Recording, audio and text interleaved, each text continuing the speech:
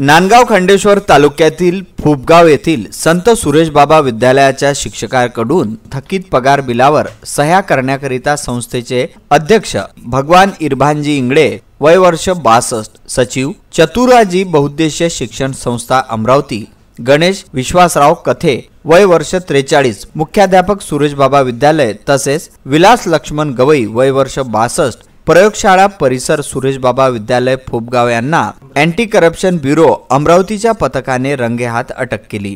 तक्रारदार शिक्षकाने 13,200 रुपयाची लाच दिली। त्यानंतर एसीबीच्या पथकाने ही कारवाई करून तिन्ही आरोपींना अटक केली। या घटनेने नांदगाव खंडेश्वर तालुक्यात चांगलीच खळबळ उडाली आहे।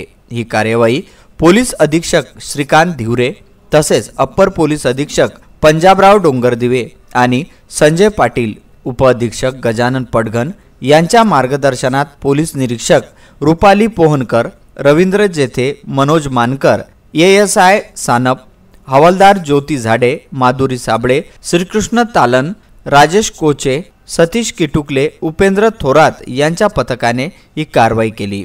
नांदगाव खंडेश्वर वरून उत्तम ब्राह्मणवाळे यांचा हा विशेष वृत्तांत।